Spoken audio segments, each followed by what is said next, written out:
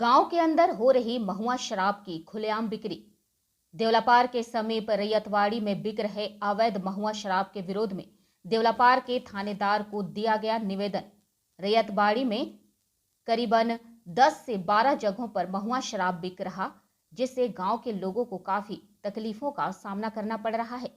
शराब के नशे में धुत व्यक्ति गंदे शब्दों का इस्तेमाल करते हैं, जिसका असर छोटे बच्चे भी इस नशे के शिकार हो रहे हैं। इसलिए गांव के लोगों ने गांव में दारूबंदी का फैसला लिया और मानवाधिकार समिति के नरेश जैन के हाथों थानेदार प्रवीण बोरकुटे को निवेदन दिया। थानेदार ने यह आश्वासन दिया है, अगर गांव में कोई भी शराब बेचते हुए नजर आए तो तुरंत हमें संपर्क करें, जिससे हम उस शराब विक्रेता पर जल्द से जल्द कार्रवाई कर पाएं। भोलेना न्यूज के लिए देवलापार से प्रमोद गुप्ता की रिपोर्ट। मैं नरेश जैन, मानवाधिकार निगरानी समिति का सदस्य।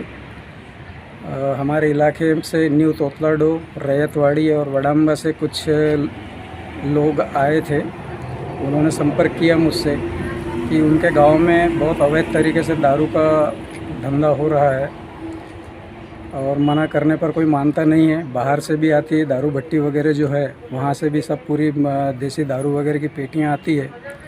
और स्कूल पढ़ने वाले बच्चे और वहाँ पे जो रहने वाले महिला वर्ग वगैरह घर के आसपास में दारू बिकती है और बहुत अधिक प्रमाण में, कम से कम न्यू तोतलाडो और रैयतवाड़ी मिला के 15 से 20 लोग अवैध दारू का व्यापार करते हैं। उस विषय में जब उन्होंने मुझे जानकारी दी तो मैं उनको लेकर के माननीय प्रवीण जी बोरकुटे थानेदार साहब देवलापार, इनके तरफ उनको लेकर गया।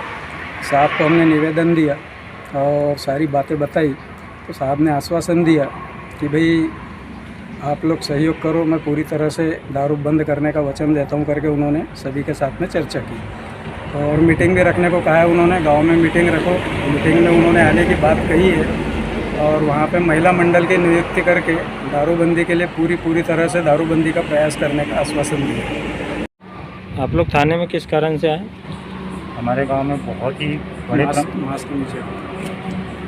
बड़े प्रमाण पे मूंगे की दारू और देसी भट्टों की दारू बिक रही है और इस दारू की वजह से हमारे गांव में बहुत सी महिलाएं, पुरुष और बच्चों को बहुत सी तकलीफ़ों का सामना करना पड़ रहा है। उसी संबंध में पुलिस स्टेशन में ज्ञापन देने आए थे। साहब क्या बोले? साहब ने कहे हैं कि आप एक मीटिंग का अरेंजमेंट करते हैं, आप लोग मुझे समय बताइए किस दिन करना है, उस दिन मैं आता हूँ, मीटिंग लेते हैं और एक समिति बनाकर इस दारूबंदी को बंद किया जाएगा।